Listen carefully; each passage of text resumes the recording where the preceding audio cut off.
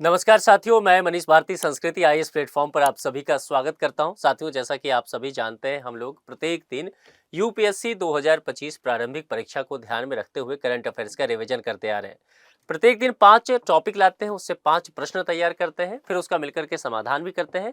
एक प्रश्न आपको दिया करता हूं अंत में, जिसका जवाब आप लोग जो है कमेंट बॉक्स में लिख करके दे रहे हैं। चलिए उस सिलसिला को जारी रखेंगे और एपिसोड 32 तक हम लोग यहाँ पर पहुंच चुके हैं। पहला प्रश्न क्या है, पहले टॉपिक के साथ सीधे देखते हैं। हाल ही जलवायु जोखिम सूचकांक जलवायु जोखिम सूचकांक 2025 निम्नलिखित में से किस संस्था द्वारा जारी किया गया है? आपको यहाँ पर इंस्टीट्यूशन का नाम बताना है, कौन सा ऐसा इंस्टीट्यूट है जिसने जलवायु जोखिम सूचकांक 2025 जारी किया गया है। देखिए, पर्यावरण की एक थिंक टैंक एक संस्था है जिसका नाम है जर्मन वॉच। तो जर्मन वॉच द्वारा ही यह जो है जलवायु जोखिम सूचकांक यानी कि क्लाइमेट रिस्क इंडेक्स, इसको कहीं कहीं आपको ये ऐसे लिखा दिखेगा CRI, क्लाइमेट रिस्क इंडेक्स। तो आपको घबराना बिल्कुल नहीं है, यह जो है जर्मन वॉच के द्वारा जारी किया गया है।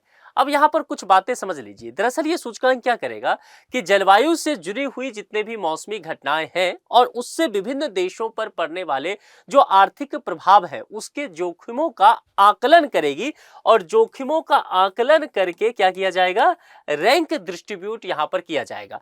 एक प्रश्न यह आ सकता है कि इसको आरंभ कब से किया गया है ना, इस तरह के सूचकांक का।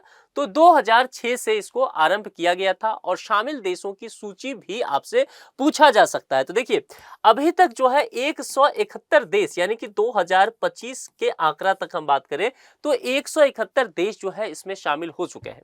सूचकांक में 3 जोखिम श्रेणियों के माध्यम से मौसम की घटनाओं के प्रभावों का विश्लेषण किया जाता है। पहला अगर यहां मैं लिखूं तो 3 मैंने कहा, जिसमें एक जो है जल विज्ञान, मौसम विज्ञान और जलवायु। तो जल विज्ञान, मौसम विज्ञान, ये नोट कर लीजिए, ये इंपॉर्टेंट होगा आपके लिए। और फिर जो है अंत में वह क्या होगा, जलवायु। ये 3 जो है, ये तीनों को आधार बनाया जाता है। तीनों में जोखिम श्रेणियों के माध्यम से मौसम में क्या तरह का बदलाव हो रहा है, क्या घटना हो रहा है, उसका प्रभाव क्या पड़ रहा है, ये सारी चीजें पता चलता है। तो जर्मन वॉच याद रखना है और ये सारी चीजें आपको ध्यान में रखना है।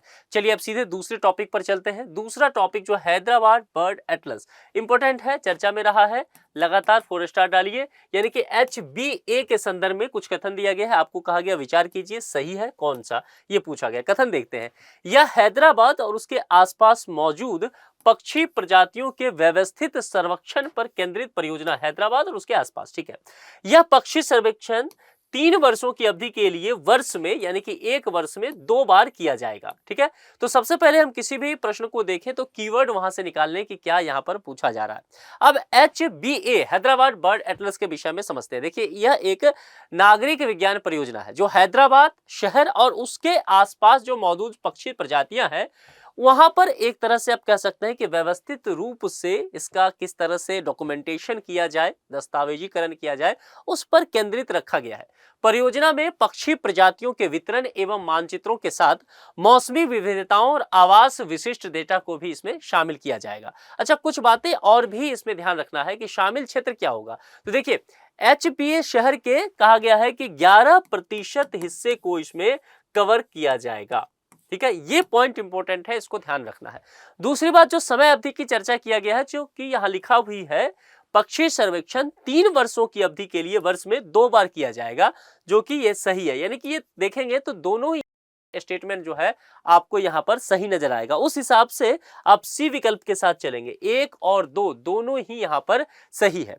एक बात और समझते हैं यहां पर, क्योंकि ये आपसे पूछा जा सकता है कि इसमें भागीदार कौन कौन है। हैदराबाद बर्ड एटलस पहल जो है 3 प्रमुख संगठनों के सामूहिक प्रयास और सहयोग से है। पहला है WWF इंडिया, है ना, ये एक संगठन है जो कि इसमें एक सहयोग करता है। दूसरा जो है HBP क्या है, हैदराबाद बर्डिंग पॉल्स, ठीक है। और तीसरा है डेक्कन ब्रदर्स, यानी कि DB करके आपको लिखा मिल सकता है, DB, डेक्कन बर्ड्स, ठीक है। तो ये चीज आप जरा ध्यान रखिएगा। ये तीनों चीज अगर आ जाए तो आपको ध्यान रखना है। इसका विकल्प क्या होगा, C। 1 और 2 दोनों ही स्टेटमेंट सही है। तीसरे प्रश्न पर चले, यह भी बहुत इंपॉर्टेंट है, इसको 3 स्टार लगाइए। साइंस टेक में चर्चा में रहा, हो सकता है ये प्रश्न आ जाए। हाल ही में पृथ्वी से लगभग 590 मिलियन प्रकाश वर्ष दूर एक आकाशगंगा के चारों ओर आइंस्टीन रिंग नामक प्रकाश का एक दुर्लभ विलय किस अंतरिक्ष एजेंसी द्वारा खोजा गया है। बहुत सारी बातें यहां पर दी गई है प्रश्न में, आपको बहुत कंफ्यूज नहीं होना है। कुल मिलाकर के पूछा यह गया है कि ये जो आइंस्टीन रिंग है ना, यह किस अंतरिक्ष एजेंसी के द्वारा हाल ही में जो है वह खोजा गया है। इतनी बातें की गई है। देखिए, इसके लिए एक जो अंतरिक्ष एजेंसी है उसका नाम है ESA। ESA किसका है? यूरोपीय अंतरिक्ष एजेंसी है। ठीक है, तो ये यूरोपीय अंतरिक्ष एजेंसी के जो लिक्विड अंतरिक्ष दूरबीन है उसने पृथ्वी से लगभग 500 मिलियन प्रकाश वर्ष दूर एक आकाशगंगा के चारों ओर प्रकाश का एक दुर्लभ रिंग खोजा है, जिसे आइंस्टीन रिंग के नाम से जाना जाता है। ऐसा नहीं है कि पहली बार है, बहुत सारे आइंस्टीन रिंग हैं। ठीक है, जो कि आइंस्टीन देखेंगे तो डार्क मैटर हो गया आकाशगंगा, या जो आकाशगंगा का समूह होता है उसके चारों ओर प्रकाश का एक रिंग तैयार करता है, जिसको हिंदी में क्या कहते हैं, वलय भी कहा जाता है। यहाँ कहा गया ना दुर्लभ वलय, तो इसी रिंग की बात की गई है। ये आपको कंफ्यूज नहीं होना है यहाँ पर। ठीक है, तो ये सारी चीज अगर देखेंगे कि आपसे ये पूछा जा सकता है एक स्टेटमेंट कि प्रथम आइंस्टीन रिंग की खोज किस वर्ष में किया गया था, तो आपको बताना है कि जनाब ये 1987 में इसका खोज हुआ है। और ये पूछा जाए कि क्या अब तक कितने आइंस्टीन रिंग हैं, एक ही है, दो हैं, तो आपको कहना है कि अभी तक बहुत सारे आइंस्टीन जो रिंग हैं उसकी खोज की जा चुकी है। तो जवाब आपसे यहां पर अंतरिक्ष एजेंसी का होगा वह क्या है, यूरोपीय अंतरिक्ष एजेंसी यानी कि ESA। ठीक है, ये मामला हो गया। तीसरे प्रश्न के बाद हम सीधे चौथे प्रश्न पर चलेंगे। बहुत इंपॉर्टेंट है मेरे नजर से, क्योंकि अभी अभी ये चर्चा में रहा है। 5 स्टार लगाइए, इस तरह के सम्मेलन वगैरह पूछे जा सकते हैं। भारत इसमें एक प्रमुख भागीदार देश के रूप में रहा है, एक कह सकते हैं कि अध्यक्षता किया है, सह अध्यक्षता कहना ज्यादा सही होगा क्योंकि फ्रांस उसके साथ रहा। AI एक्शन शिखर सम्मेलन 2025 अभी हाल ही में संपन्न हुआ है। प्राइम मिनिस्टर नरेंद्र मोदी जो अमेरिका दौरा गए हैं वो सीधे वहीं पेरिस से गए थे, तो उससे पहले का जो है यही काम हुआ था वहां पर पेरिस में। निम्नलिखित कथनों पर विचार कीजिए, कौन सा कथन यहाँ पर आपसे पूछा गया है सही है। सम्मेलन की अध्यक्षता को लेकर के बात किया गया है। एक है भारत और दूसरा अमेरिका द्वारा संयुक्त रूप से किया गया है। अमेरिका नहीं है, बल्कि कौन सा है यहाँ पर है, फ्रांस। ठीक है, तो ये आपको ध्यान रखना है। पहला स्टेटमेंट तो गलत हो गया। इसका विषय क्या है, लोगों और ग्रह के लिए समावेशी एवं टिकाऊ कृत्रिम बुद्धिमत्ता। ठीक है, जो AI की हम लोग बात करते हैं ना, आर्टिफिशियल इंटेलिजेंस, समय के साथ इस पर बहुत जोर सभी देशों के द्वारा दिया जा रहा है, यानी कि कृत्रिम बुद्धिमत्ता को लेकर के। तो यह कृत्रिम बुद्धिमत्ता यानी कि आर्टिफिशियल इंटेलिजेंस निश्चित तौर पर बहुत सारे दुविधाओं को जन्म देता है, लेकिन इसका किस तरह से हम वरदान के रूप में उपयोग कर सकते हैं, वह जो लोग रह रहे हैं और ग्रह के लिए, विभिन्न ग्रहों के लिए जो समावेशी और टिकाऊ एक कृत्रिम बुद्धिमत्ता हो सकता है, इसको ये थीम बनाते हुए बात किया गया। अध्यक्षता मैं पहले ही बता चुका हूं, भारत और फ्रांस द्वारा सह अध्यक्षता रहा। एक प्रश्न आपसे यहां पूछा जा सकता है कि सम्मेलन में कितने देशों ने पार्टिसिपेट किया। यहां पर जो इस सम्मेलन में देशों की संख्या था वह 90 था। ध्यान रखिएगा, ये पॉइंट इंपॉर्टेंट है, ये पूछा जा सकता है, लोगों के नजर पे नहीं रहेगा और ये आ सकता है। तो ये दोनों स्टेटमेंट हमने देखा नहीं, ये वाला गलत था ना, हाँ अमेरिका आ गया था तो गलत था फ्रांस, और ये सही है। पूछा गया है कौन सा कथन सही है, तो केवल 2 यानी कि बी विकल्प के साथ आप जाएंगे। चौथा प्रश्न हो गया। पांचवा पर चले। पांचवा प्रश्न क्या कहता है, विश्व सरकार शिखर सम्मेलन 2025 इंपॉर्टेंट है, इसको भी 4 स्टार लगा दीजिए। कोई भी सम्मेलन, योजना, स्कीम ये सब हो तो उसको थोड़ा सा पढ़ना है, इंडेक्स वगैरह को नजर पे आना चाहिए। आयोजन निम्नलिखित में से कहाँ किया गया है ना, ये आपसे लोकेशन को लेकर के पूछा गया। देखिए, विश्व सरकार शिखर सम्मेलन यानी कि WGS, ये हो सकता है इस तरह से लिखा रहे तो घबराना नहीं है, वर्ल्ड गवर्नमेंट समिट 2025, यही इसका मतलब है। ठीक है, तो इसका जो आयोजन हुआ वह कब से कब रहा, यह एक आपसे डेट पूछा जा सकता है, 11 से 13 फरवरी 2025, ये ध्यान देना है।